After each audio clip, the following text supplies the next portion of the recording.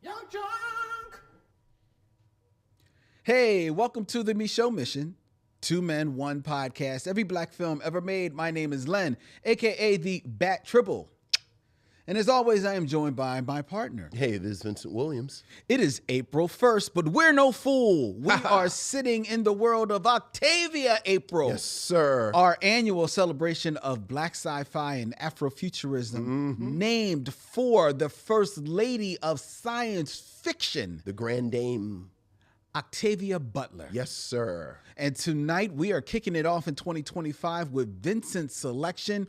He finally did it, missionaries.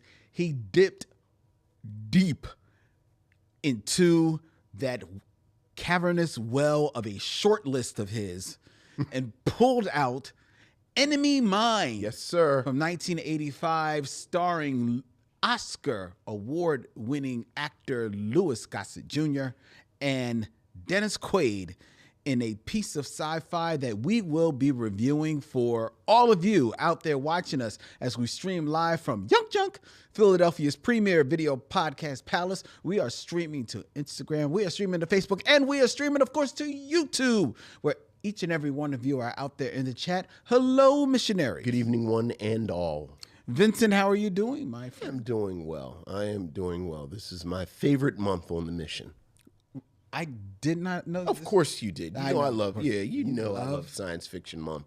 Yes, you do. Yeah. I'm doing well. I'm good. How are you? I'm doing pretty good. I actually, you know what I had earlier today? A waffle? I did not have a waffle. I've not had a waffle for quite some time, actually. A backache? A pancake? A backache. I have not had a backache. A backache? For quite some time either, thankfully. A V8? No, I don't like V8. All right, I'm going to stop guessing. I wish you would. Okay. What did you have earlier? I had a butterscotch crimpet. A butterscotch. A tasty crimpet. cake butterscotch Yeah. crimpet. That's real Philly. It was. How'd that go for you? It did well because I had it with a cup of tea. Okay. All right. I'm a teetotaler. Yeah. Well, I guess it's not alcohol, so yeah. Yes. Yeah, okay. Were you about to come at me for being a teetotaler? No, a teetotaler is someone who doesn't drink. I don't drink. I know, but that has nothing to do with tea. Oh, it doesn't? I don't thought think that meant so. that it technically meant that beside. I thought it just meant you didn't drink. I thought it, yes, because Because you're drinking tea? you're drinking tea. Is it? I never made that connection. You learn something new every day. It says it's in the name, teetotaler. Yeah, but I thought it was TEE, totaler. Well, what would that have to do with drinking? That's just what they call. Okay. It's a shame we don't have access to some type of device or service that you could look up.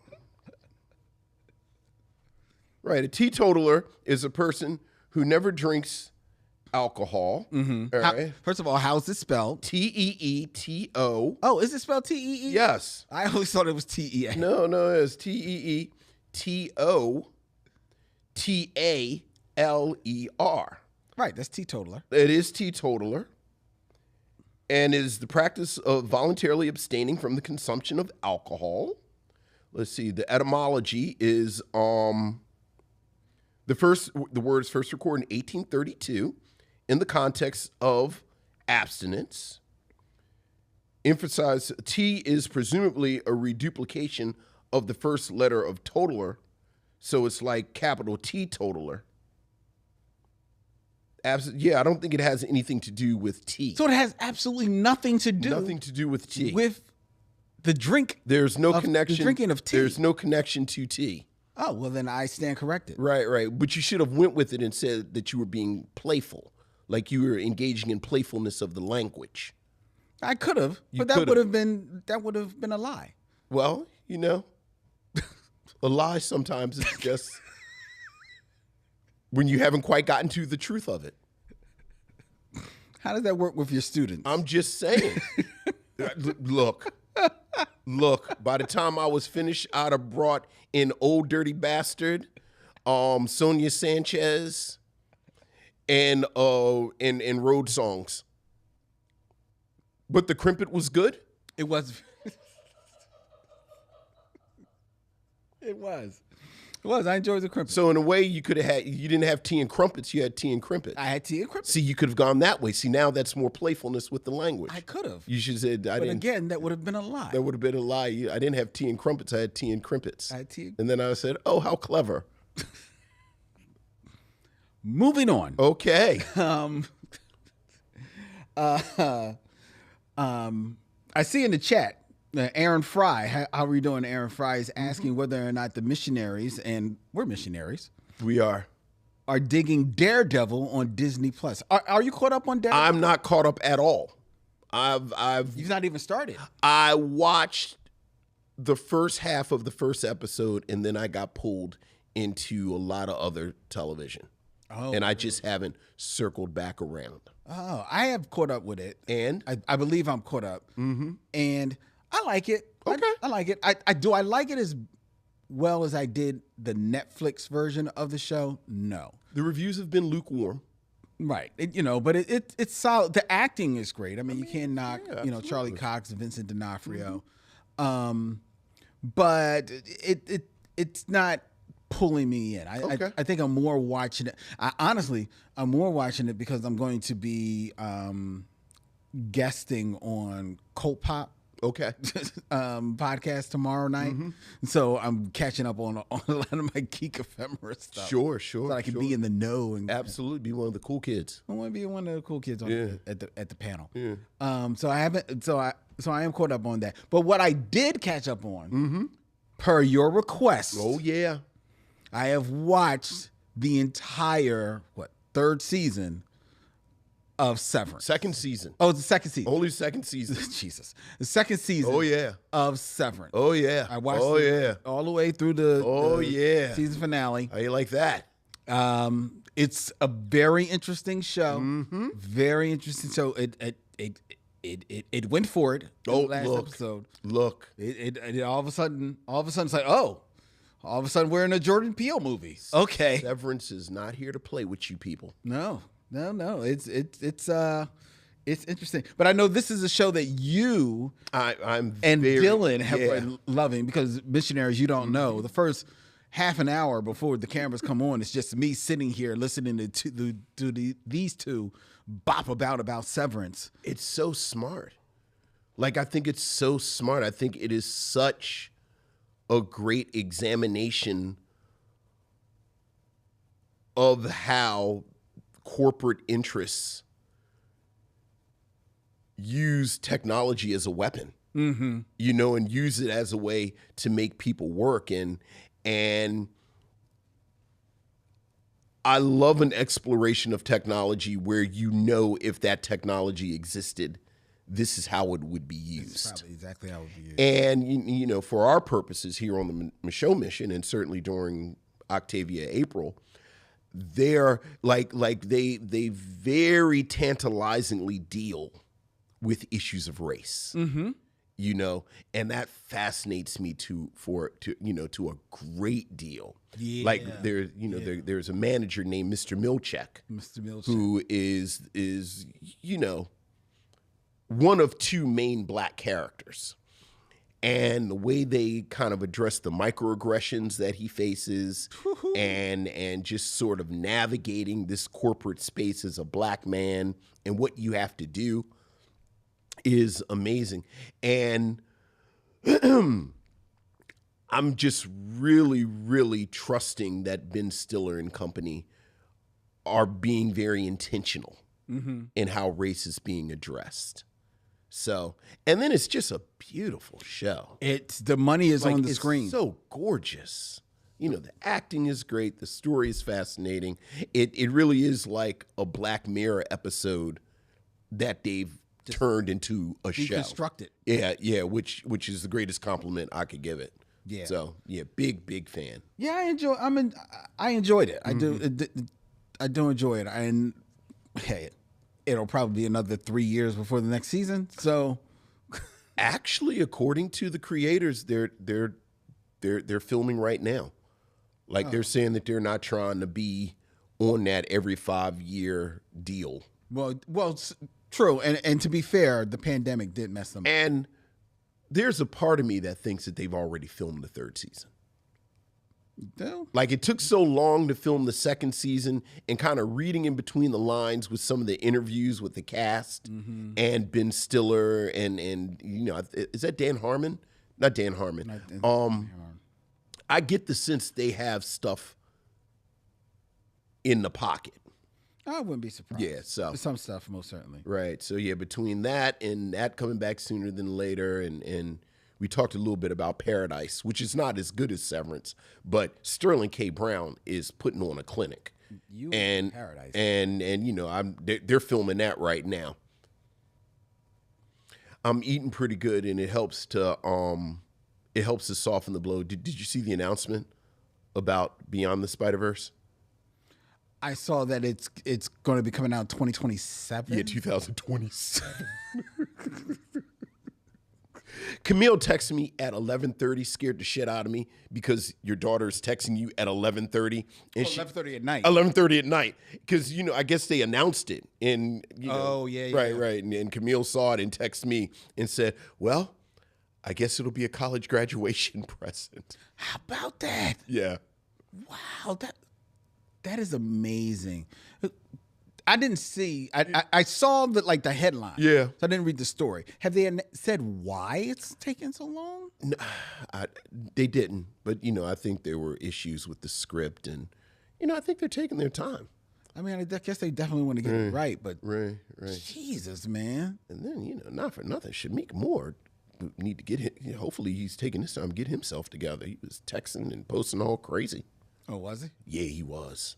Ooh. Like, I'm not real gossipy like that, but I was keeping an eye on that because I didn't want him to mess up Miles Morales. Ooh. Yeah, so he's been quiet. So hopefully he's righted the ship, but yeah. All right. Okay. Well, look, 2027. Makes no sense. But okay. Hey, do it right. Do it right. You know what? Hey, it took Top Gun 2, 15 years? Yes. And it probably longer than that. And it made $1 billion. It did. Incredibles 2 took about a good 10 years. Yeah. 10, 12 years. It made $1 billion. Yeah. So it can happen. It could happen. All right. All right. Well, let's hear from you, missionaries, or your emails, or as we like to call them, missives from the missionaries. So what else is going on, Lynn? We have emails, Vincent. Ooh, missives from the missionaries. Ooh.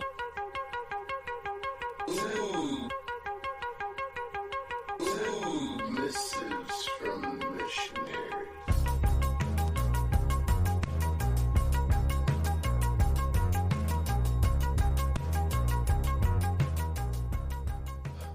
Missives from the missionaries. We have a follow-up, Vincent, from Sean Simmons. Okay. All right. What's up, Sean? Len, I had to follow up on the orca scenario you envisioned. Unfortunately, I can't put it on either parent. It was all me. Do you both remember those quick 10, 15-second TV spots that used to air to promote a movie on premium channels? I can't remember if it was HBO or Cinemax, but that got me. All it showed was a family of orcas swimming along, a kind-looking Indian man that cared for the whale. Sure, because he was in touch with nature, because 1970. Showed them attempting to capture a whale. Quick glimpse of Charlotte Rambling, a good 6 Degrees candidate, by the way. Nice. Some shots of Michael Harris, who I wasn't familiar with at the time, but 10, 11-year-old me thought he looked like no-beard Charlton Heston from Planet of the Apes. Okay. So I went with it. But yeah, it was all me. Yeah, all right. I got okey doke by a TV spot. Yeah. And no, Len, I wasn't under the couch or anything like that. Just on the couch and in utter disbelief. All right. While I have you both, quick question about Stevie Wonder. Okay. Chats about Stevie Wonder and the great run in the 70s through the mid 80s are always a good time on the mission, but what are your thoughts of Stevie in the 60s? You have your hits here and there throughout the decade. I really enjoy his first album, Roll My Eyes, at the He's Blind, so have him sing Ray Charles album. Sure. And the Stevie at the Beach. If you were sitting in the big chair at Tamla Motown in that era, is there something that you would have done differently? What would have been a better avenue for Stevie in the 60s? Because it's a whole lot of throwing against the wall and seeing what sticks. And unfortunately, not a lot stuck, leading to artistic control being a big sticking point in his contract negotiation going into the 70s. Thanks as always, Sean. Where are you on the 60s version of Stevie Wonder, Vince? I am lukewarm. I am lukewarm. Like I like Stevie Wonder as he gets older. Like I really like Signed, Sealed, Delivered, which I think, I don't know if that's the last album that he has before he gets his contract in creative freedom, but it's right. Like he's a young man. Yeah, you can feel the change. Yeah, and I like Signed, Sealed, Delivered, but I've always been a little lukewarm about little Stevie Wonder. Me too, because I always felt like they were still trying to fit him into that Motown box, and even then you could get the sense that there was something more there. Right. And I don't know whether or not they had the structure or the creativity to pull it out of him. Well, the irony is that the formula that they should have used for little Stevie Wonder is a formula that hadn't been created yet, but it would be created in that same house.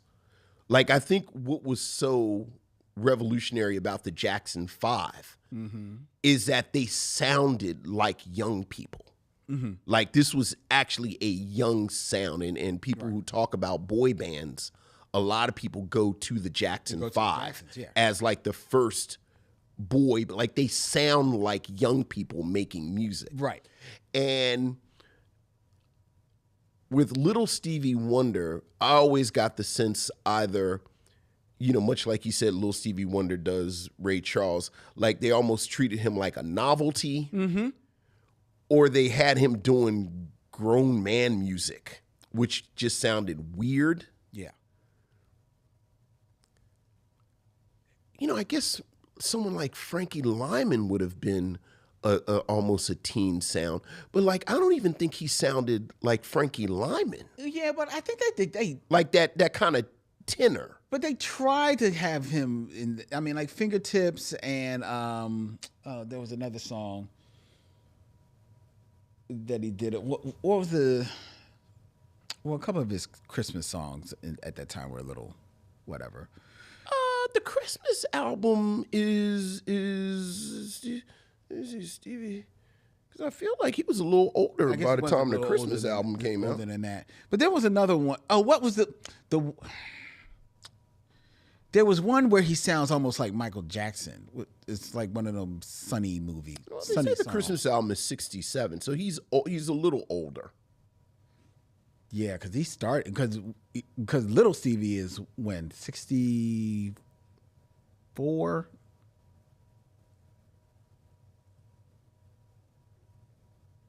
We're doing this in real time, folks. Bear with us.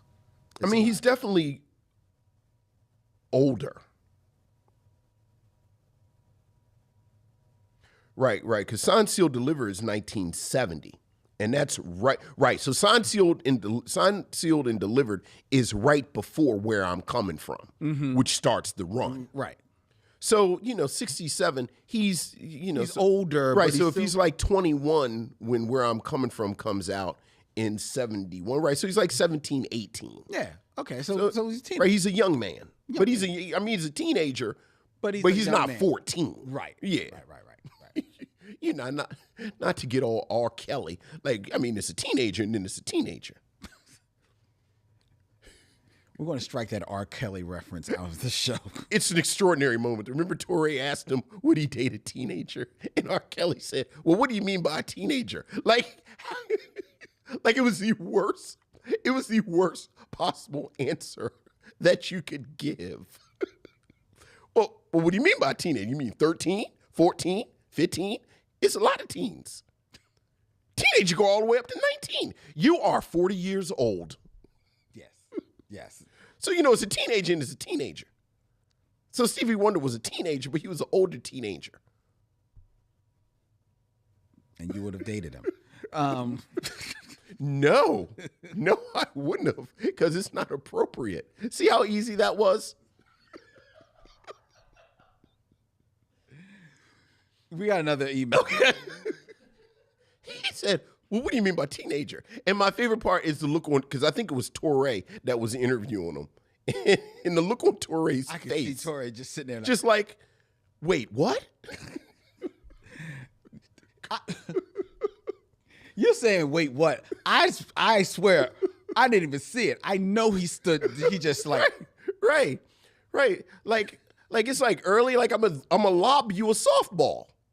Hey, man, would you date a teenager? Well, what do you mean by a teenager?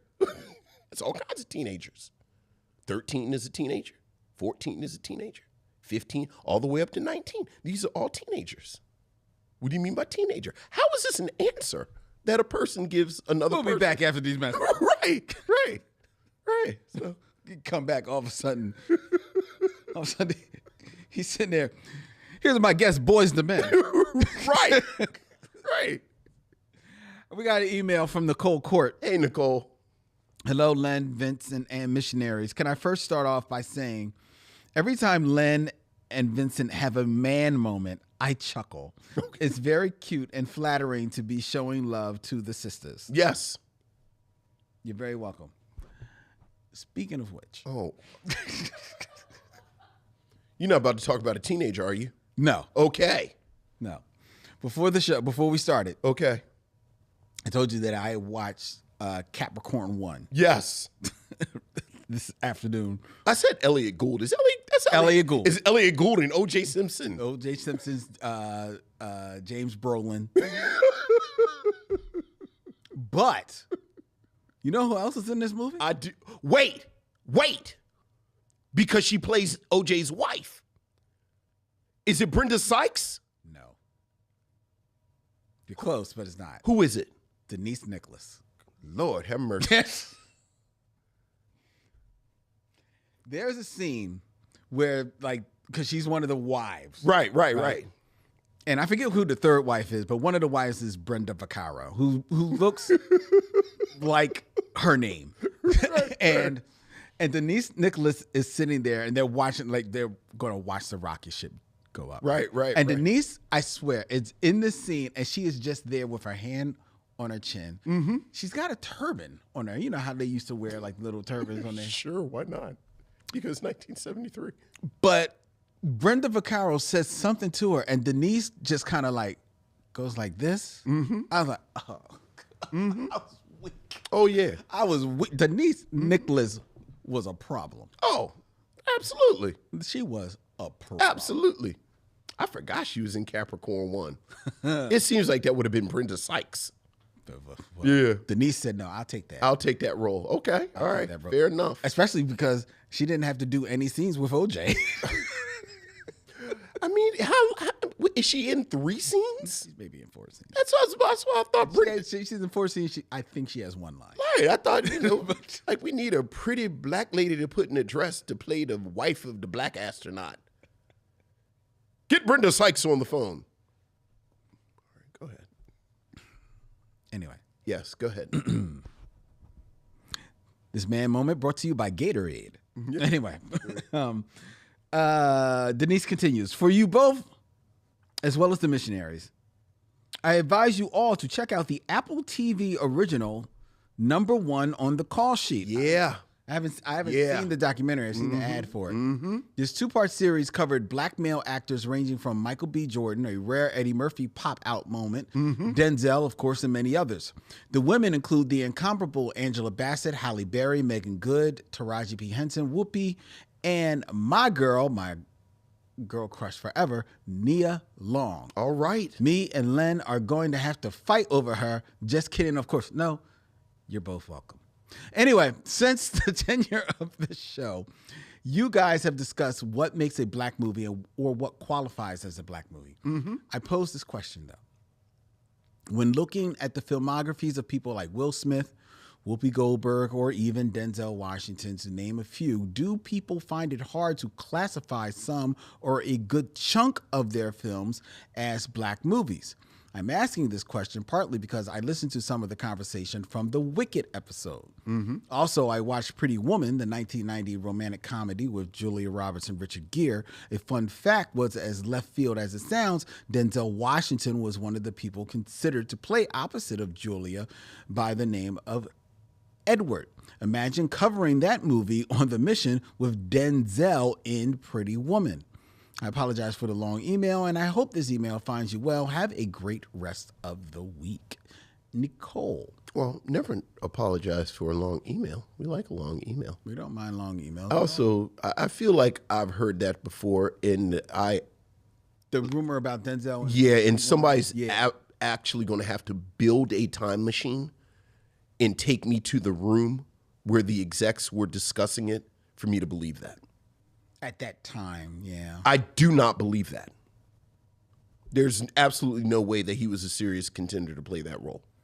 I don't either, especially considering where Julia Roberts was in her career. I mean, you needed a name. I mean, she was young. But she. You're saying they need a name in the league? Done. Yeah. So no, I don't. Yeah, I just think the optics of that. I do not believe that's even remote. That was even remotely. I don't think that's remotely possible. I don't think so either. But but I go along with it. Sure, fine. Yeah. But well, we've talked about black movies these leads. In regards to the filmographies of Will, especially Will and Denzel. Absolutely. Because a lot of their films, you could easily substitute Tom Cruise, Kevin Bacon, Brad Pitt, whomever, George Clooney, and it still be the same movie.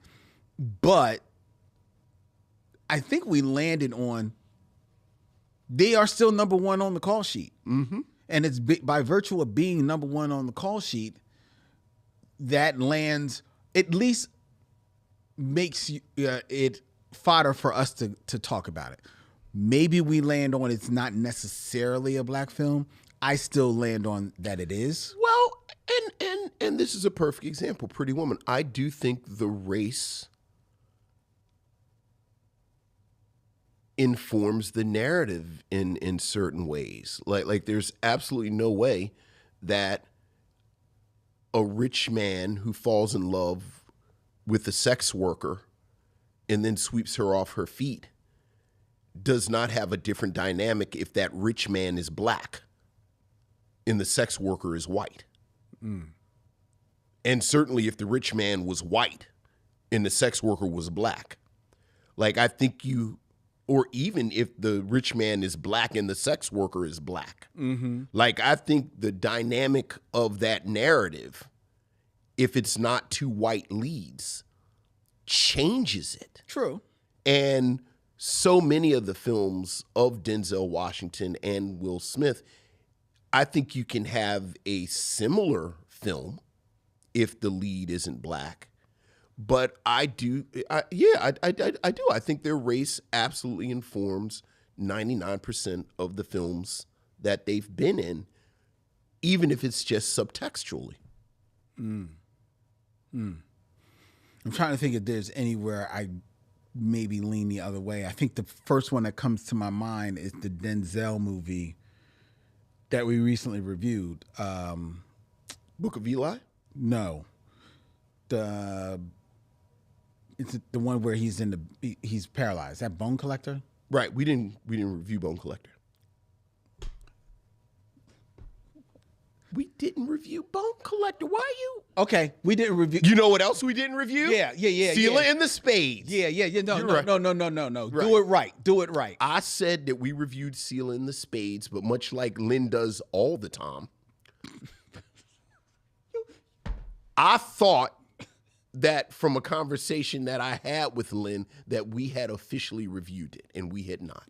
Yes.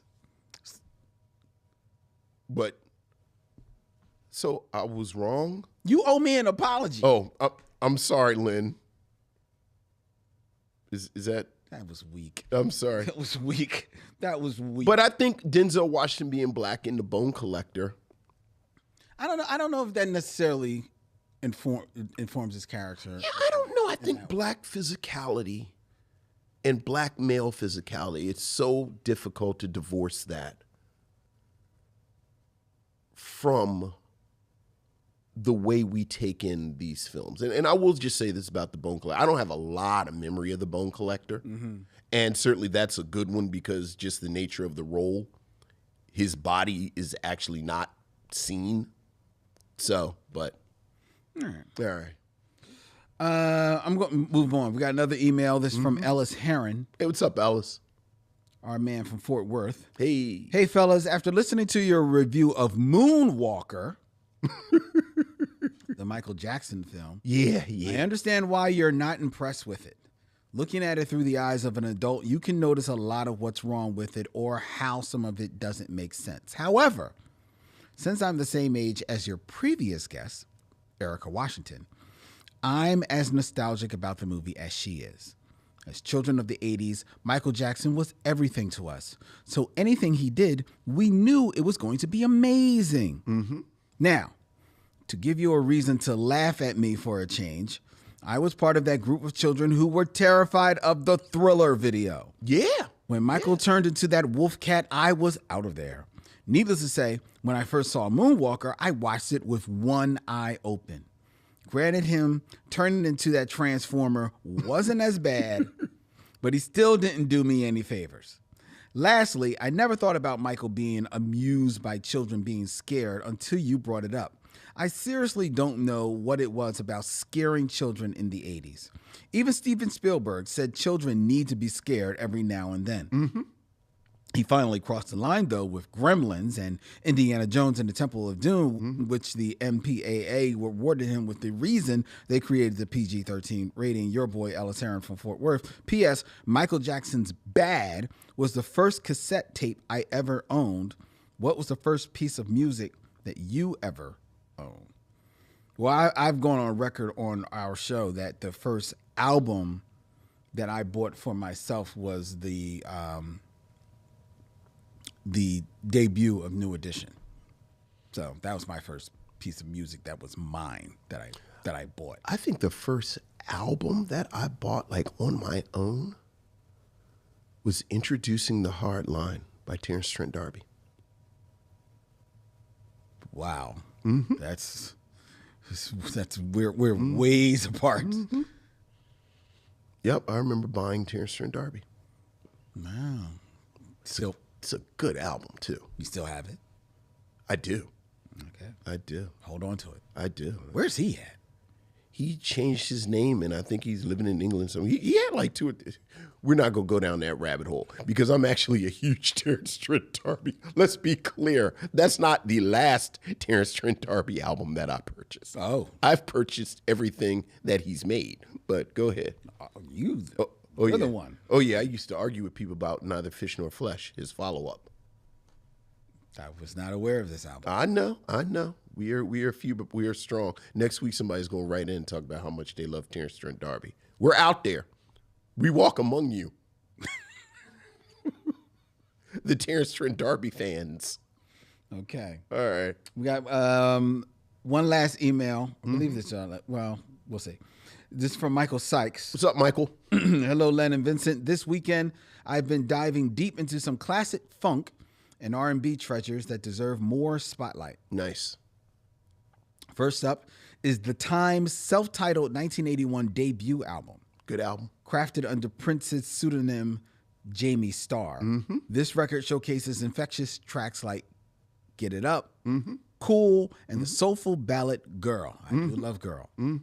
Interestingly, Prince played most of the instruments himself, with Morris Day on lead vocals, setting the stage for the time's unique sound. Which, I'm going to stop there for a quick moment. I remember getting into a discussion years ago with our good friend Toya and her cousin Nikki, who used to do a podcast where they would review the TV show Unsung. Okay. Oh, yeah. That's a good podcast. And there was an argument as to whether or not the time, the group, was unsung. And I made the argument that I don't know if the time is unsung. If you want to say Morris Day himself is possibly unsung, maybe you can make an argument for that. But the time themselves, especially considering how much of the time was Prince, right? I don't know if you could say they were unsung. I mean, what are you saying? Are you saying that? I mean, they were clearly a band. No, I'm saying they were clearly a band, but like, did they make such a mark? Because the whole idea of unsung is that you made such a mark in the culture, sure. Yet for whatever reason you didn't get the shine that you deserve, sure. And I don't know that they made that significant a mark in the culture. Like, I don't think they pulled themselves that far away from the sound that Prince originated. Sure. But I mean, the time was obviously the sound is a big part. But let's be clear. I keep waiting for Morris Day to sue Bruno Mars every day. Like, every day I wake up and I think Morris Day is sued Bruno Mars. For what? For taking his entire stilo. Oh, please, no. That's never going to happen. Bruno Mars channels 1985 Morris Day like he's Morris Day's son. And now that I've said it, you won't be able to unsee it. No, I don't see it. Okay. Go listen to some Bruno Mars. Okay, but there's plenty of artists that you can listen to that. No. I mean the whole style, like his little side man and that kind of pimpish, like. Well, I've never seen him like. Oh no, you can hear him on the songs. Okay. Yeah. Okay, if you say so. Yeah. All right. Continue with Michael's email. Next, I've been grooving to Prince's 1980 album, Dirty Mind. Okay. This album is a bold fusion of funk, new wave, R&B, and pop. Prince, notably, Party Up was originally written by Morris Day. Prince offered him a choice, $10,000 or the opportunity to join a new band project. Morris chose the latter, leading to the formation of The Time. It's fascinating how Dirty Mind often gets overshadowed by Prince's later monumental albums like 1999, Purple Rain, and Sign of the Times, yet its raw energy and genre-blending creativity laid the groundwork for his future masterpieces. Revisiting these albums has been a reminder of the rich musical tapestry that both Prince and The Time have woven. P.S. Len, I know you don't like Morris Day. And I know that you're as picky as a toddler at a veggie buffet. But give the Times 1981 album a spin. You might just get so lost in the groove that you'll forget to ask, what time is it? Love, your fan. I didn't know you didn't like Morris Day. It's not that I don't like Morris Day. I don't think Morris Day is like some great, like, lost talent. I honestly don't. I like him. I appreciate him for what he is, but I don't think he's like this great talent that time has forgotten. You know, no, I don't. And as far as The Time, like he mentioned Girl. I love Girl. I like Ice Cream Castles. I like The Time. I just don't think that they changed the game as much. The Time gave us Jimmy Jam and Terry Lewis. Sure. And then Jimmy Jam and Terry Lewis made their mark outside The Time. That's what I think The Time for. So, but you do acknowledge that no Time, no Jimmy Jam, Terry Lewis. I acknowledge that. Okay. But I think Jimmy Jam and Terry Lewis used The Time, as a building block for, okay, what do we want our sound to sound like? And then they pulled away.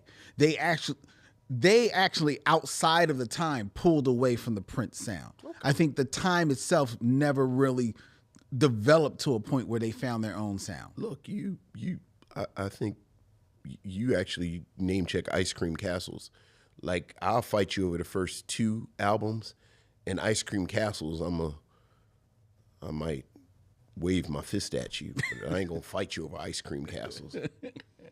And then I think that's it until Pandemonium, right? I think so. Yeah, so, all right. All right. I thought we did. We have one more email. All right. This is from Michael Lockett. Hey, what's up, Michael? To be outdone. Evening, gents and fellow missionaries. I show up to and for the mission because I know I will always have a good time. Okay, good. If not with the films, then definitely with the side conversations. The 2 films from the past 7 days, even being 180 degrees from each other, fit this to a T. And it's just a capital T. It's not T-E-E or T-E-A. Right.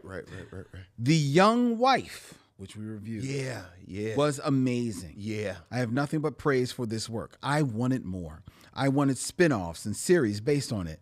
The deft hand that was used to tell this story was impeccable. The nuance in the tones, camera angles, and what the director got out of a magnificent cast was all on point.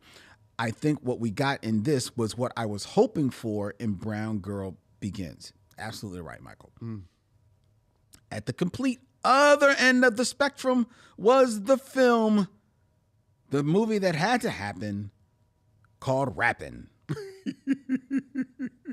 I loved how bad this film was. As soon as I realized this was the film, I took my drink to the kitchen and just sat it down.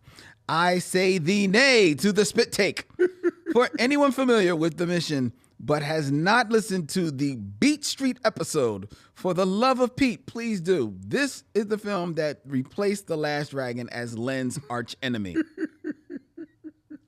Very true. John Rappin' Hood. In other movie news, I don't know if you two saw the clips of the 3rd installment of the Spider-Verse with Miles Morales, yes, but it's off the chain. Yes. I think both of you made it clear that you believe that the Spider-Verse films are the best overall superhero films made to date. Taking out all the live action superhero films, what would you two put as the top 3 or 4 animated superhero films made to date? I personally have a soft spot for Flashpoint Paradox, as after Batman, there is no other DC hero I like more than the quippy Flash. All the best, Michael Lockett. So we're going to take the live action films out the equation. Okay. And we're just going to look at all of your animated superhero films. And because he name checks Flashpoint Paradox, he's opening the door to the direct-to-video. Right.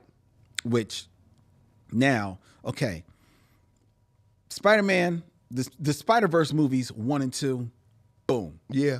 Done. Yeah. Incredibles 1 and 2, boom, done. Yeah. 5, I'm probably fighting it out between 3 films in my head. One is New Frontier. But there's a part of me that, as much as I love New Frontier, I think most of that is built because I love the book so much more. It's not as good. Yeah. The other one would be Batman Year One. Because I really do like Batman Year One, but I think that's also the same situation. I was about to say, am I really just caping for the for the book? That's 100%. Even though, to be fair, both films are good. They're not bad, but you're really just thinking about right. Yeah, right. So then it's only one. Come on, stop. Go ahead and land where you have to land. I'm not sure where you're going to go. So I'm going to save where, and plus I want to make sure and look up the title. Which one are you going to say? Look, you got to do Mask of the Phantasm or Return of the Joker. Yeah, Return of the Joker. Yeah, that's where I was going. Yeah. I was in my head. I was like, it's not definitely the Joker. Like, why are we going to pretend Bruce Timm isn't going to show up? But it's Return of the Joker, the unedited version. Of course. I mean, obviously. Yeah. Yeah. Yeah. That's my 5. Yeah. That's my 5. Yeah. I have nothing to add. Yeah. I do think it's interesting though that there's no Marvel in there. I mean, Marvel very rarely, and I guess Spider-Verse is technically Marvel, but it's features. It's actually Sony putting it together. Right. They stumbled into that. Right. Absolutely. Like they fell back. Like that really is a perfect example of what happens when teacher isn't watching. Mm-hmm. You're absolutely right. And you let talented people do what they do. Yeah. Yeah. All right. Well, there you go. So there you go, Mike. All right. That is your emails. If you want to have your thoughts read and listened to and dispelled here on the mission, please send your missives to micheauxmission@gmail.com. That's MICHEAUXMISSION@gmail.com. All right. All right. It is now time for the Game of Kings. The true animated feature. 6 Degrees of D'Urville Martin.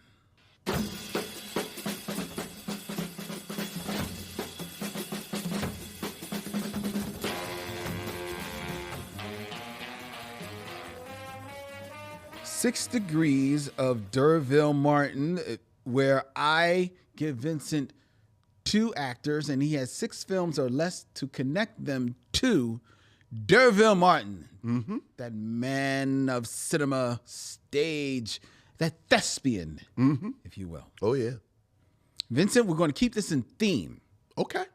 We are reviewing tonight Enemy Mine from 1985. We are. Which stars Oscar-winning actor Louis Gossett Jr. Yes, it does. And it also stars Dennis Quaid. Yes, it does. An actor who we reliably look forward to seeing in films until recently, where it came out that he is a huge supporter of our current president. Hey, man, that doesn't have nothing to do with his talent.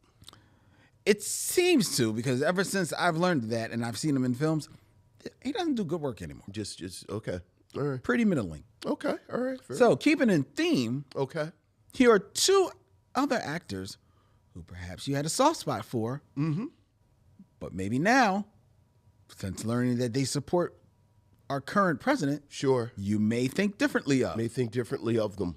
Okay. Okay. Starting with number 1. Number 1. In 6 films or less, connect D'Urville Martin to Kelsey Grammer. Kelsey Grammer. Yeah. Pretty notorious Republican. I have to say, I try to be agnostic about these people because let's be clear.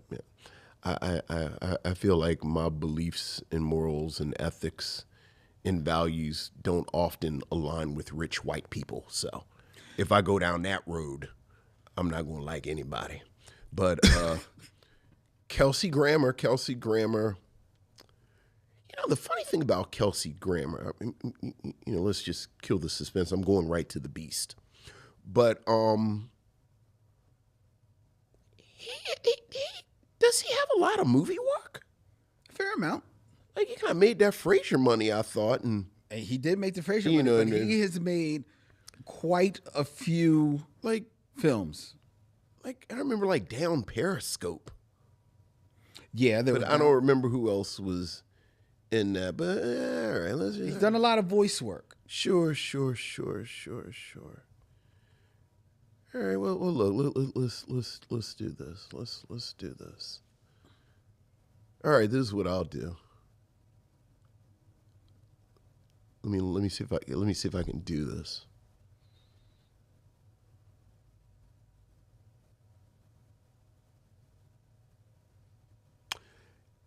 I need you to answer a question for me. Okay.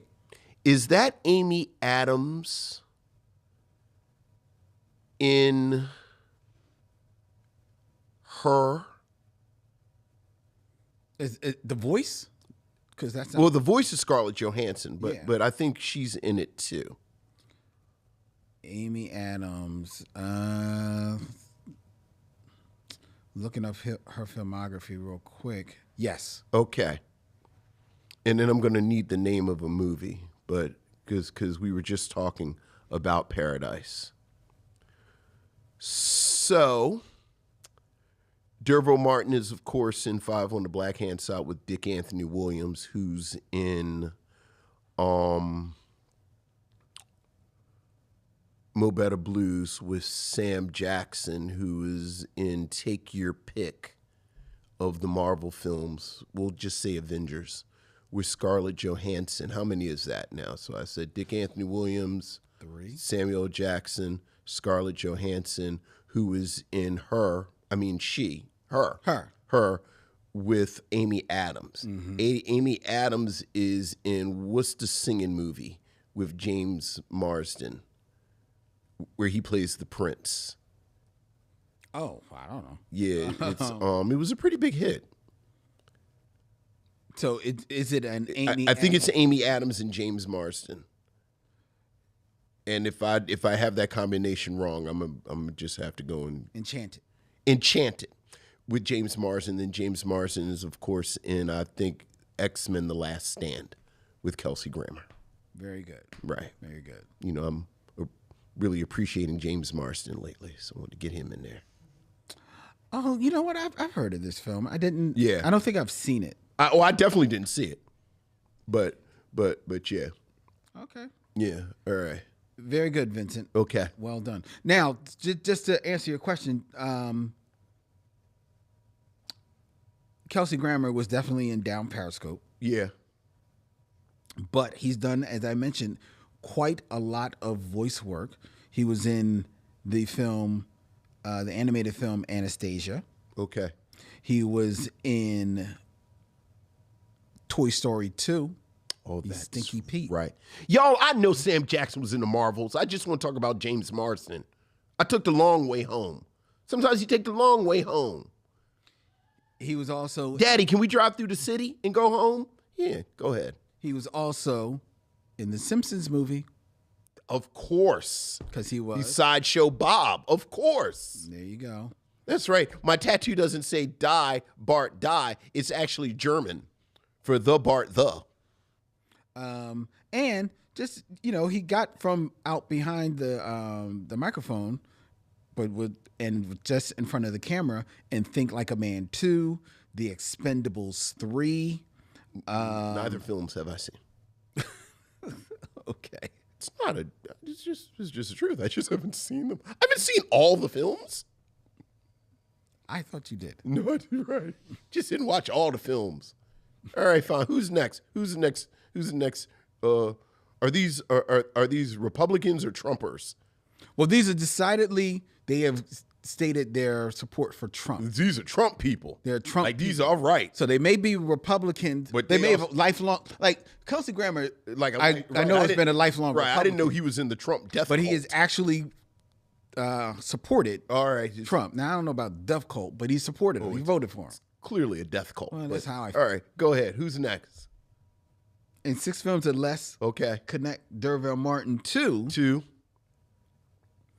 Christy Swanson, who was, before you ask, Where did they find Christy Swanson? well, Why was someone talking to Christy Swanson?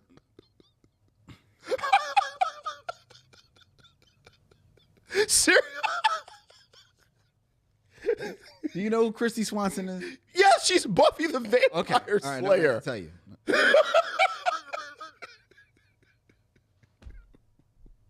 Christy Swanson. Was she like on break at PetSmart? She was on her break at PetSmart. She had on like her little vest. It said Christy. What's the last movie Christy Swanson made? Let's be clear. I'm going to use Buffy, and also we've talked about her because she was in Higher Learning. You said Christy Swanson.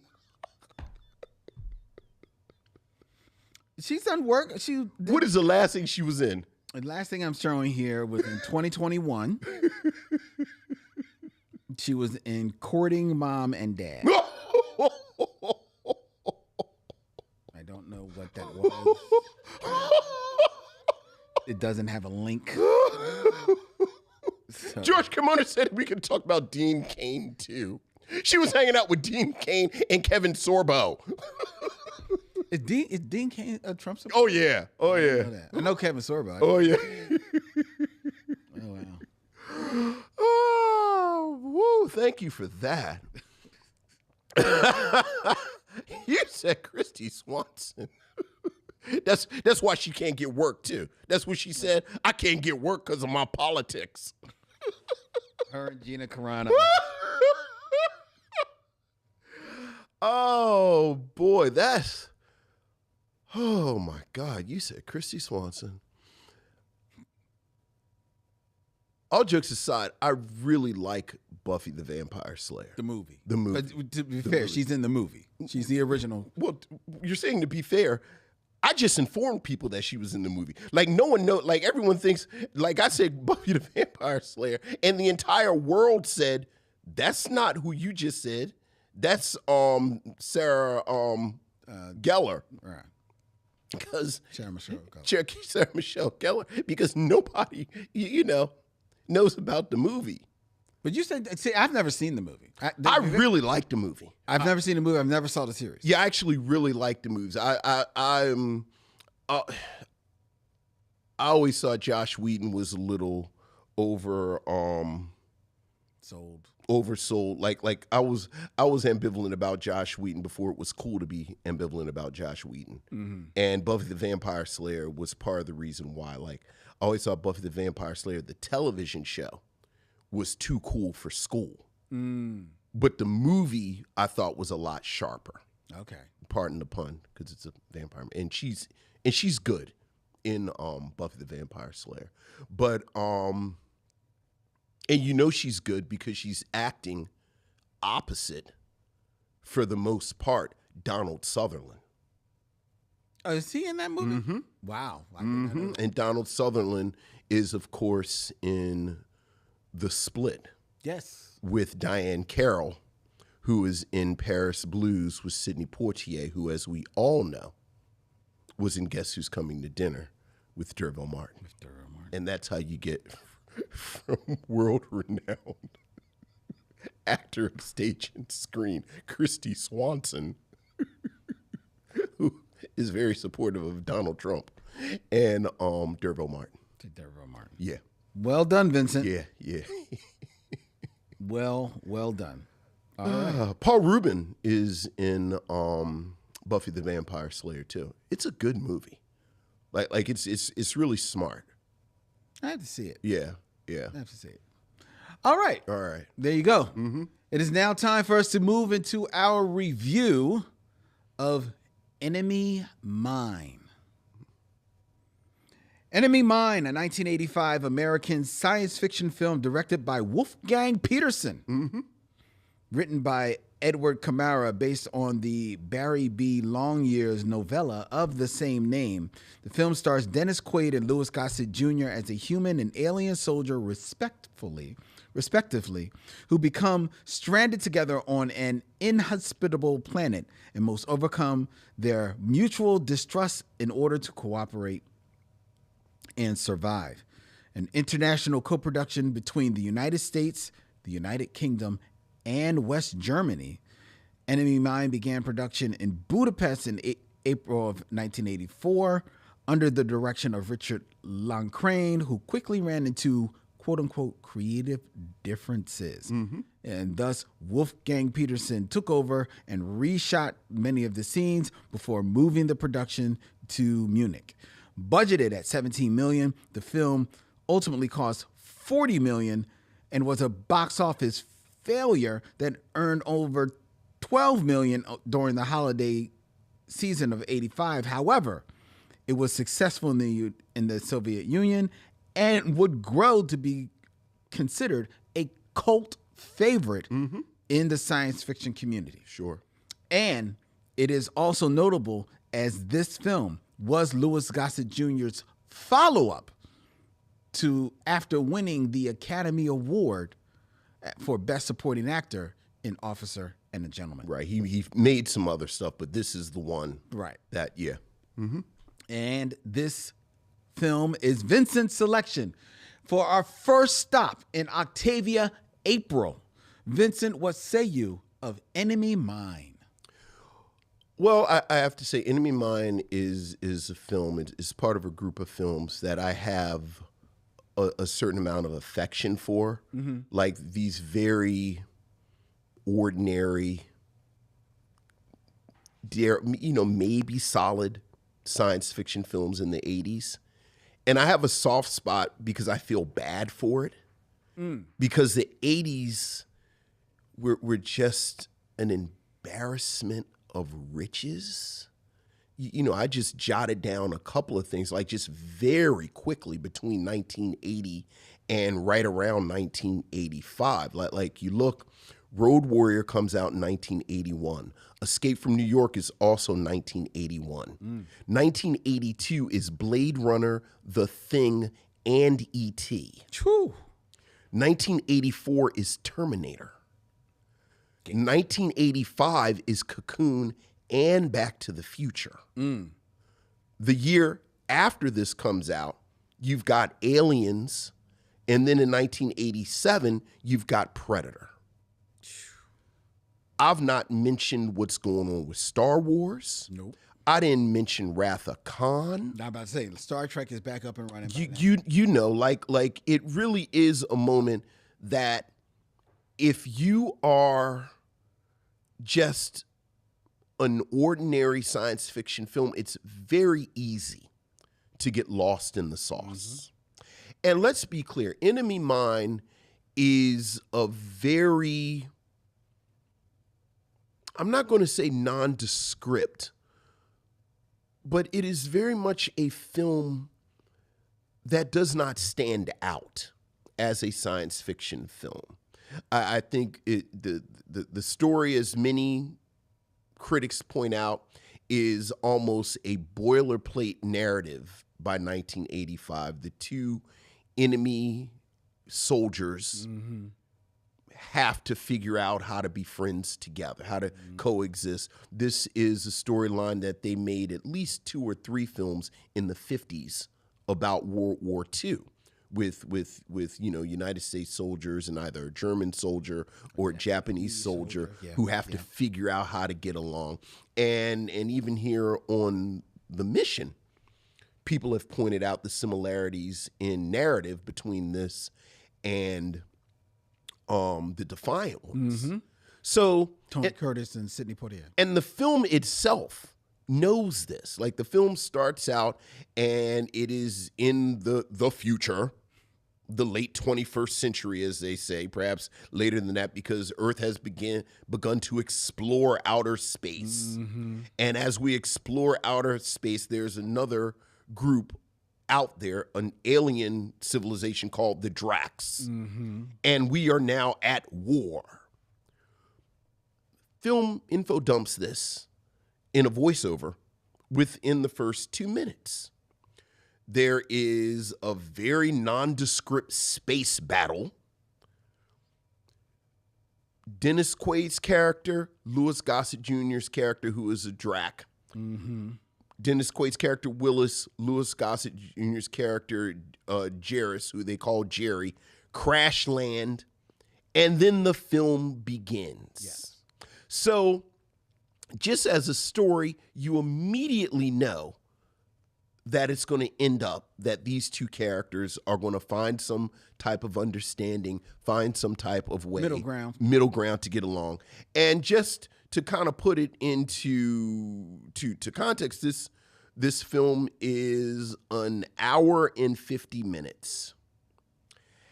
At the half-hour mark, Jerry learns English, and the friendship begins. So, half hour in, everything is said, and then the film kind of unfolds from there. You mentioned a little bit of the controversy is such a strong word with the production, where the initial director, as you said, is Richard Lundgren, and he has creative differences with the studio about the footage that he has shot. And I know we use creative differences as his sort of catch-all for a sexier story. But I have to say, from everything that I've read, it really was creative differences. Yeah. Like, they didn't like the footage. They didn't like the way he was setting up things. They didn't like the way Louis Gossett Jr. looked in the costume, which we'll get to. They didn't like it. They bring in Wolfgang Peterson, who is a pretty well-renowned director at this point, and he signs up because he likes the script and kind of, as you said, reshoots things and puts it together. Mm-hmm. But let's be clear, this is not you know, I don't know, Dune, you know, or Blade Runner, where you have this director with this auteur's vision, that they then bring to the project. This is a film that looks like it was shot on sound stages, and to give the film credit, I think this is very intentional. Like I think it sort of wants to harken back to the serials. Yeah. Like it looks a little bit like the Flash Gordon serials. But even in that regard, I think a film that leans into that aesthetic more is something that comes out 5 years before that. Once again, we're in the 80s. Dino De Laurentiis's Flash Gordon. Oh, okay. Which, you know, he goes balls to the wall with it. And this is a film, people hate it, people love it. By 1985, it has also become a cult. But he actually has leaned into this vision. Mm-hmm. Peterson, you don't get that much. The main actors in this film, the main performances, as you point out, is Dennis Quaid and Louis Gossett Jr. Dennis Quaid, all jokes aside about his political leanings, I think Dennis Quaid really turned into an interesting actor in the 90s, frankly. Like, I like what he was doing as an actor in the 90s. But in the 80s, I really always found him to be sort of a Kirkland brand Harrison Ford. Mm-hmm. Like, he's kind of solid. You know, he's got sort of that 50s, 60s leading man look to him. Yep. But it's nothing like you can't get Harrison Ford. Kurt Russell has his own thing going on. That's right. Like, he's got his own twist. That's right. On sort of this leading man. And Jeff Bridges said no. Jeff Bridges is an actor with a capital A. Mm-hmm. We'll get Dennis Quaid. Exactly. And I think he's fine. Like, he's fine. He plays his position. He delivers his lines. He gets them across. He's acting against someone who's won an Academy Award, who is a world-renowned actor at this point. Like, by the time Louis Gossett is in this film, he's been in A Raisin in the Sun and An Officer and a Gentleman. And Dennis Quaid does fine. And then you have Louis Gossett Jr., who, frankly, brings way more class to this film than it deserves. Mm-hmm. Having said that, he's under a pound of makeup. So he's acting through this makeup. So as a film, the merits are very C+. Mm-hmm. I think there are two things that make this film interesting, though. Okay. First, again, this narrative of the enemy soldiers who then become friends, which is one that you've seen half dozen times by this point, and since then we've seen versions of it, is pretty much by the book. You can go get popcorn, go to the bathroom. You're not really going to miss anything. But then it swerves an hour and a half in. Mm-hmm. And Louis Gossett Jr.'s alien character, Jerry, is pregnant and has an alien baby. And then Louis Gossett Jr.'s character dies. Mm-hmm. And now the film is Dennis Quaid and a little alien boy. Yeah, all of a sudden it's episode 2. Which isn't necessarily good or better than when Louis Gossett Jr. is there, but I give it credit for just being bizarre. Mm-hmm. Mm-hmm. Like, for about 5 minutes, it's Dennis Quaid in this weird puppet. that he's pretending is an alien baby. And it's so bizarre that I couldn't take my eyes off of it. And then just the fact that, as you said, the movie turns into a brand new movie for the last half hour, 45 minutes, is something you just don't see. As you know, someone mentioned this is a version of Hell in the Pacific. Hell in the Pacific, the Japanese soldier didn't have a baby and then die 30 minutes before the film is off. I know. So, you know, that I think is worth noting. And then it's the reason I think we should talk about it here. The racial politics in this thing are insane. Like, this is absolutely the type of film that I don't think you could make anymore. This notion of the alien as the other, paralleling blackness as the other, is something that you see a great deal during this period in the 80s. You know, it's if you are a Star Trek fan, it is a long and sort of little, it's a bit embarrassing bit of Star Trek lore that the Klingons are always black people in this makeup. You know, when they become the modern Klingons. The modern Klingons, so much so that there was a wonderful joke on In Living Color about it, where they talked about the aliens in Star Trek. It was always just black people with a butt on their head or something. And you saw this sort of thing. Alien, it was infamously played by a black actor, the alien itself. And certainly people have talked about the alien image as this sort of this sort of kind of distillation of kind of middle-class fear of these urban spaces. We'll talk about this more in a few weeks, but I've, you know, read more than one critique of Predator that talks about Predator's tendrils that look very much like locks. And this film, I think, is part of this conversation where the humans are almost exclusively white. I took note, there is a female black navigator in the first minute. Yes. And then at the end, when they rescue Willis, Dennis Quaid's character, and they wheel him through the space station, very quickly you see a shot of a black soldier. Yes, you do. But there are no black humans that are actual characters. And even the black navigator, I want to say she has a line, but it's basically, oh, they're coming. And then you don't see her. This sense that humanity is white and then the other is other runs through this. That's true. And the fact that Louis Gossett Jr. is the main alien really reinforces this. Then there's Louis Gossett Jr. himself. You kept saying, and I understand why you say it. Like you kept when you introduced the film, you were like, oh, it's the film Enemy Mine with starring Louis Gossett Jr. and Dennis Quaid. Starring Louis Gossett Jr. and Dennis Quaid. And that is factually incorrect. Right.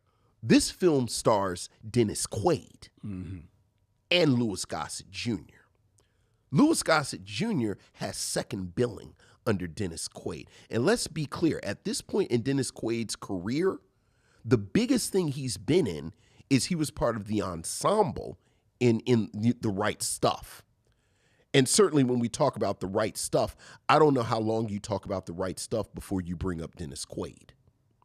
Like he's solid. Yeah, he's there, but he's not there. But like nobody's talking about Dennis Quaid in The Right Stuff. Dennis Quaid's big thing is that he's a white man. And his white manness trumps this Oscar winner. Like, it is extraordinary to me that at no point in the production of this film, no point in the development of this film, no one said maybe Louis Gossett Jr. should be the human. And we put Dennis Quaid in the makeup. Like, this is never even Yeah, I'm sure that never up came for up. consideration. And I saw an interview with Louis Gossett Jr. where they asked him why people have asked him kind of politely over the years, why did you even take this role? And I saw an interview from maybe 10 years ago where he said everyone else had passed on it, and he tried to frame it like it was a challenge. But I think you look at Louis Gossett Jr.'s filmography after An Officer and a Gentleman, and you see how Hollywood treats him. Like, you see how he, again, after winning an Oscar, is consigned to being sort of the wise black man. We've talked about it before. He ends up, his sort of most enduring role from this period is he's in 4 of the Iron Eagle films, which was the knockoff to Top Gun. So I think it's fascinating just how this fits into this conversation that we've had throughout this tenure about how black actors were treated in the 80s. But then black people in science fiction in the 80s, again, this is really the golden age of science fiction films. You just laid them all out. And again, this is like, I left some, like, between 1980 and 1990, this is gold. And between 1980 and 1990, we've talked about Brother from Another Planet, which was basically a cult, a art house film even when it came out. Right. We're going to talk about Predator too, but the pickings are slim. The pickings are very slim, which I think says a lot about the 1980s, and certainly a film that is textually about combating bigotry. It's a film about crossing our cultural lines, but it's sort of this great example of this type of science fiction where we want to talk about race, but we don't actually want to have any people in it who are another race.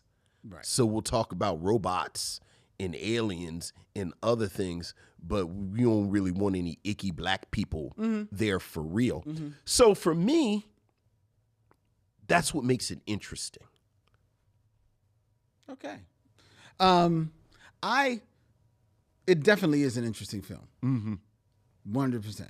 And it's interesting you talked about Wolfgang Peterson kind of like turning this story into like a piece of like probably like comfort food for him in the harkening back to the serials. I didn't see it harkening back to the serials, but I agree that there's an idea of like just packaging this as like, something comfortable, easy lift for him, right? He's not, Wolfgang Peterson, by this time he's coming off of Never Ending Story. So he's like, sure. Another film. Sure. This two guys on a set. All right, where's the camera? Let's go. And I think what he harkens back to actually in this movie is the comfort food of Star Trek, which is because watching this, it feels like an extended episode of Star Trek. Like for all, like that could easily be Captain Kirk, William Shatner fighting the Gorn.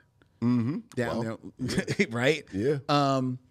So that's what I'm sitting there watching. Now, I will say I got taken in by 1985 by some of the practical effects in this movie, like the use of miniatures for the ships and stuff like that.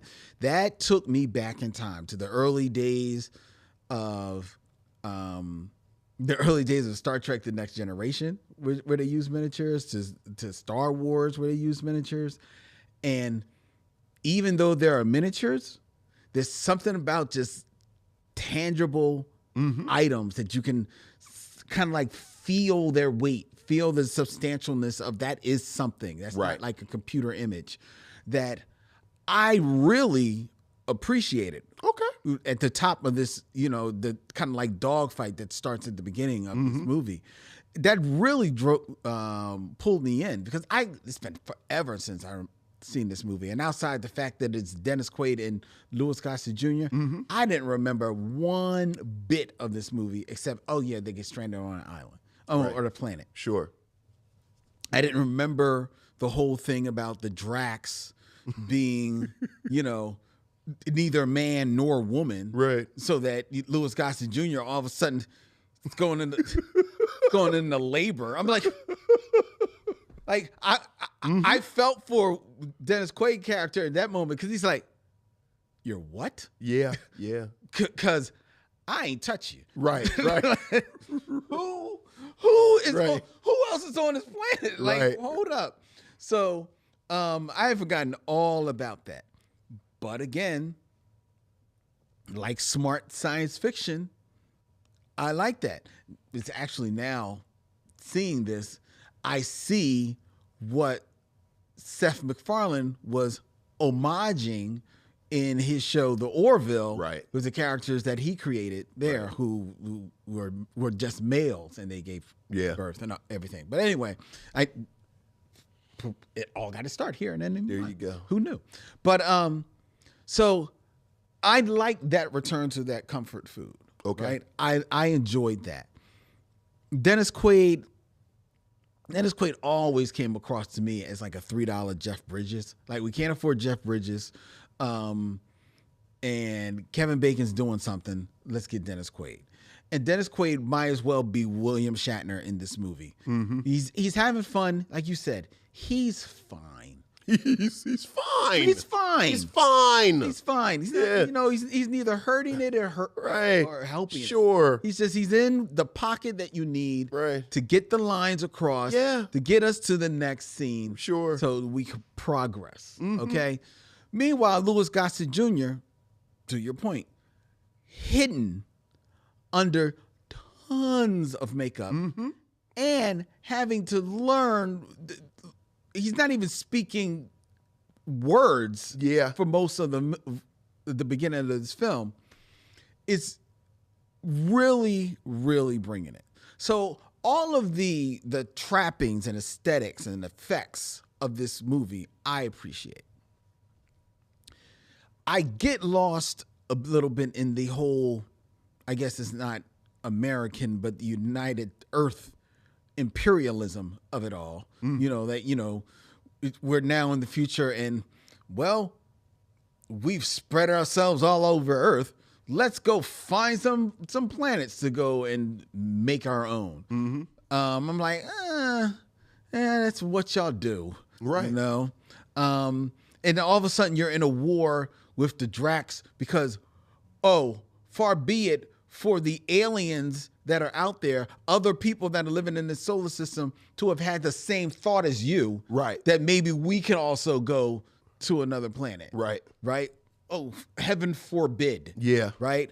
And then, you're shooting them, you're killing them. All of a sudden, they're your enemies, and then when you find yourselves on an island, on the planet, all of a sudden, the alien has to learn your language first. Sure. Right? Which to me, in my headcanon was like, okay, the Drax, or Jerry, as he called the name that Will gave him, recognize, I'm smarter than this guy. So let me learn how to talk first. Sure. And then I can teach him my language. Which, to be fair, in the 3 years that they spend on this planet, he does teach him his language. There's a lot of quick jump cuts of time in this movie, which I'm fine with. If you read comics and you watch science fiction, you can follow this type of stuff. Sure. I can see some people maybe getting a little lost. Dennis Quaid went full Grizzly Adams by the end. Yeah. He's which I'm like, oh, okay. for doing this. No, give me the other wig. Are you sure, Mr. Quaid? Give me. So I'm watching that and I'm into it. I'm like, oh, okay, this is fine. It's fine. It's fine. It's fine. I've seen this before. Sure. I know where this is going. Right. You know, they got to get away from the alien in the hole that's, you know, it's just going to eat them. Sure. You know, I'm like, all right. You know, you've got you couldn't afford Jim Henson, so you got Barry Henson to do your Muppets. Right. Okay, fine. It works. It works. You're killing all these little turtle type things for the shells to build your home. Okay, it works. Yeah. Okay. It's whenever you're pulling out steak knives and you're holding them on. Yeah. All right, it works. Yeah, it's fine. But then Louis Gossett gives birth. Yeah. Oh, yeah. Oh, And he can't just give birth because, as in any drama, when someone gives birth in an uncomfortable setting, it means they have to die. yes. And now we're stuck with Dennis Quaid Yeah, Dennis Quaid. Yeah. and Kermit the Frog. Yeah. Yeah. Yeah. Just moving his head around. Yeah. I'm like, what are we doing? Yeah. What Oh, yeah. are we doing? Oh, yeah. Because it goes on for about a good 5 minutes. They commit They commit. to the puppet baby. I mean, all of a sudden the puppet baby is Baby Yoda on his back. He's jumping around. They commit to it. I'm like, what? What? And unless you think that the puppet didn't have a life, later in the film, there's a young boy puppet that is flailed around, thrown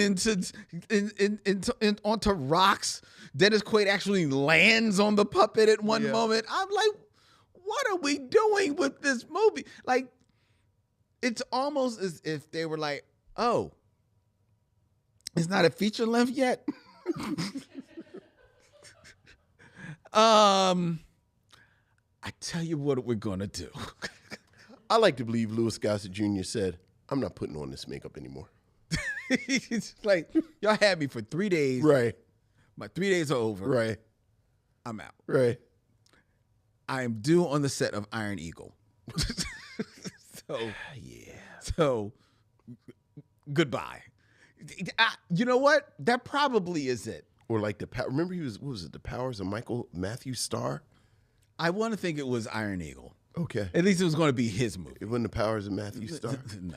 Iron Eagle wasn't his movie. But it became his movie. Right after Jason Patrick left. Okay, but he was a co-star in the movie.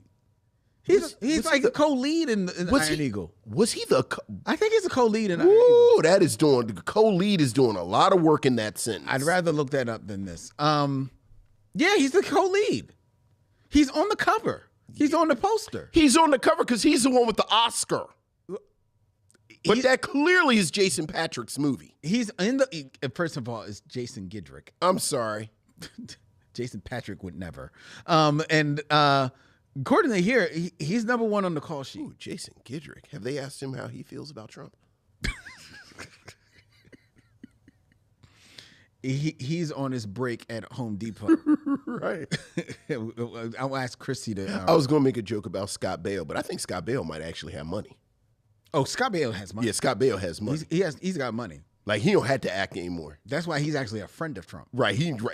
How about that? There you go. How about that? The difference. Like, I want to make Scott Baio jokes, but Scott Baio quietly, I think, has money. All right. Yeah. All right. So it is at that point when it becomes Sesame Street in space that I'm like, all right, y'all have lost me. That's when you should have went to Google Scholar and started looking up to see if anyone had written about enemy mine and race. Well, I didn't. Okay. I didn't. I just like, well, I got to finish the film. Yeah. I'm here. Yeah. You know, I wish I could go. Oh, there's a young Carolyn McCormick before Law and Order shows up. Well, that's interesting. Right. But this movie's still going. Yeah. So yeah. I want to see all the like the racial like subtext there. I want to see it, and I recognize that it probably is there, but I didn't care. Okay. And I was checked out. And I think that's fair. I think that's fair. I really do think even within that perspective, this is a film that is really much more a part of a larger conversation. Yes. Like, you know, I infamously say all the time, the film that I think talks about race but doesn't have any black people in it. The Dark Crystal? I think, Labyrinth? You know, I think Blade Runner is the blackest movie with no black people in it at all.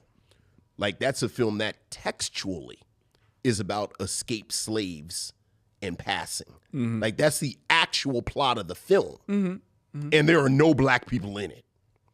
And, you know, if I'm going to talk about this, I would spend way more time talking about Blade Runner.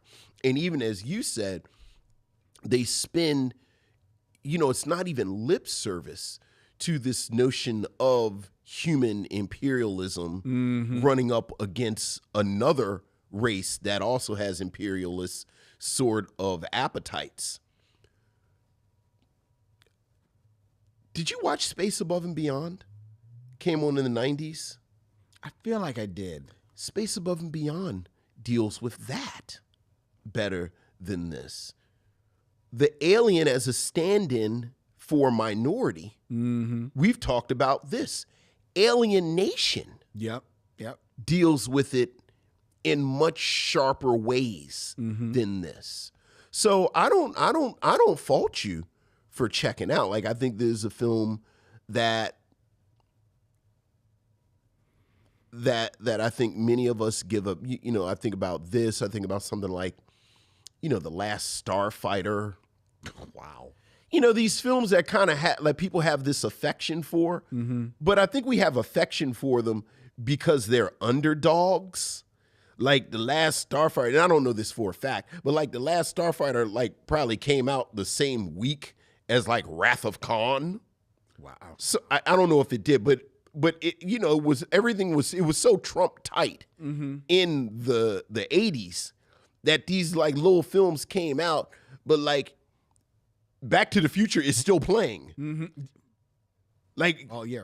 you know, Terminator is in the theater and then this comes out. And it's like, you know, Buckaroo Banzai comes out, which is not a hit at all, but it immediately becomes a cult classic. Immediately. So, you know, people are talking about cult classics and you're like, oh, well, some. It's like, yeah, but have you seen Buckaroo Banzai? Have you seen They Live? Yeah. And it's like, oh, Yes, this is the little film that could. You just said it. Enemy Mine becomes the movie in that list. Like, oh, like Enemy Mine? Yeah. Or Buckaroo Banzai. You quickly And then jump everyone over. starts talking about Buckaroo Banzai. Right? Yeah. So I hear, you know, the film is basically in the first paragraph of an article about much richer text. Yeah. But again, I do think it says so much also, just to pivot a little bit, about where these black actors who should have been leading men are. Like again, throughout this moment from the 80s, from 1980 to 1990, you know, Denzel Washington is starting to come into his own by 1990. So he's not a leading man. Will Smith is not on the scene yet. Eddie Murphy, I think, is so busy being a comedian, basically, and just sort of being Eddie Murphy, that you have this weird cohort of films that there are no black people, there are no black leading men, there are no black leading women, and again, you know, to go back to something like Paradise, where this character that Sterling K. Brown plays in 1980, he never would have played this character. Like, they would have found a Dennis, we're saying like Dennis Quaid. It'd have been Dennis Quaid. Or, again, it's a list of people that would have gotten on there. Or as we talked about with the letters, Will Smith has a whole career playing leading roles in these science fiction films where he can represent humanity. Mm-hmm. Like, I can be the human, mm-hmm. and then the aliens are the other. Right. And that's a completely different dynamic. So something like Men in Black, which is about aliens, yep. But Will Smith gets to be the everyman. He gets to be our window. He's our point of view window character. Independence Day, mm-hmm. he's the hero. Mm-hmm. The aliens are the other. I, Robot, the robots are stand-in for an oppressed class. But when the hero is black, you get a whole different dynamic. Enemy Mine is something that ages terribly in this regard, which ironically makes it super interesting to me. Does that make it a black film? Oh, I think it's absolutely a black film. Like, I think the crazy thing is when you look, like I joked about looking up this film, and let's be clear, like I won up in the Temple University library digging for, like, I spent like maybe 20 minutes looking up stuff. There's not a lot written about it. No. Like, there are a couple of books that people have written about race and science fiction where, as I said, it's referenced. Mm-hmm. But no one has really talked about this film from this perspective that much. And I honestly think it's because there are other films that, frankly, are more interesting when you talk about this. You named one, Alienation. Yeah, but I do think it's a black film. Yeah, it is a black film. It is a black film. I would agree for all those same reasons. To cut to our final question, can't say that I would recommend the film, mm-hmm. Which is not where I thought I would land, mm-hmm. honestly. But I just gotta be honest. I think that it goes a little long. Well, it goes too long. It becomes another movie, and what little bit of interest, I think, honestly, what hurts it a little bit, I mentioned the time cuts. I think they could have spent some more time with just the two of them. I think they could have worked that relationship a lot more. So your controversial view is that the film suffers when Louis Gossett Jr. is gone? I have to say. Is that your controversial view? That's your kind of I've insight? Landed there. That's your insight, that the Oscar winner, the seasoned, well-regarded actor, an actor's actor, once he leaves the scene. Once he leaves the film, and the film is on the shoulders of 1985 Dennis Quaid. And Kermit. Dennis Quaid, who at this point had made Dreamscape in Inner Space. Two films that I like, but two films that I don't think anyone has thought about since I said it. You're saying that Dennis Quaid can't carry this for the additional 45 minutes? No. And let me correct myself, because I said Kermit, and I don't want to do a disservice to Kermit. Yeah. So I will say Kermit's cousin. Right. Hermit. Right. And then Hermit the Toad. Then this film commits the greatest crime of all that we've talked about for years. When you look at the cast for this film, the main protagonist, one of the main slavers, is played by the actor Brian James. Mm-hmm. And Brian James might not be a name that you know, but he certainly is a face that you recognize. And if you love science fiction, and if you love 80s science fiction, he is one of the replicants in Blade Runner. So that you see him dressed up in future leather jacket, looking like the replicant in Blade Runner. This is a film that commits the cardinal sin of reminding you of better films. Oh, there you go. So would you recommend? You know what, Lynn? I wouldn't, and it kind of hurts my heart to say that because I've seen this film a lot, but I was also blessed to be alive at the moment where I was watching all of these in real time, and when I watched this film, like I had I'd seen all the films that I listed, and then the other films were coming out next week. This was just part of the circuit. Yeah, exactly. But in the 21st century, as someone who wants to revisit science fiction from this period, it's easily 20 films that you should be watching before this once, and maybe twice. Like, we haven't even mentioned like Total Recall or The Running Man, or you know, we just talking about science fiction. I know. We haven't even mentioned Gremlins. So safe to say, yeah. So safe to say, as we close down this episode, and picking up on something that we've touched on recently, in rebuilding our physical media library. Yeah. Enemy Mine is not making the shelf. I'm not going to get like the Enemy Mine box set with the little puppet. With the little not going to get that? The little puppet. With the little puppet. We're not purchasing that. Not going to purchase that. Okay. That just want to know. It's not like my beautiful Blade Runner box set that I have with the little models from where he designed the sets, and I have the little origami unicorn. Like it came with the origami unicorn. Nice. That you see at the end of the film. That is very nice. It's origami unicorn. I am happy for you. That's right. Okay. All right. Well, that is our review of Enemy Mine, missionaries. Before we tell you what we're going to be reviewing next week, I invite you to share your thoughts with us. Send us your missives to micheauxmission@gmail.com. That's MICHEAUXMISSION@gmail.com. You can also like and follow the Micheaux Mission on the social media of your choice at Micheaux Mission. And if you want to listen to our show, you can check it out on the audio podcast catcher of your choice, whether or not that be Apple or Spotify or wherever you find good audio podcasts. You will find the Micheaux Mission. We go up 2 times a week.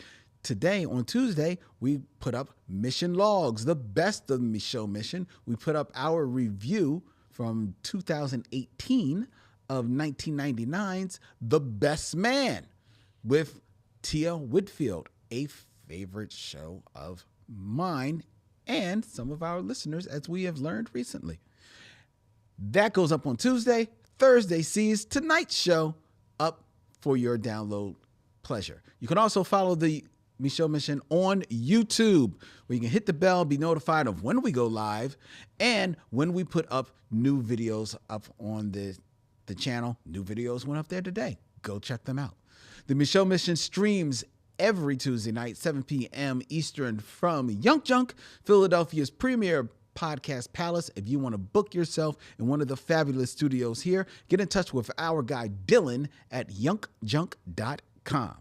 And be sure to check out me, Len, back here on Young Junk tomorrow night as I return to the panel discussion of the Cult Pop Geek podcast to talk about, I believe we're talking about marriage in superherodom, among other things. Among other things. So I'm looking forward to returning and chatting it up with Noel and JD and the crew.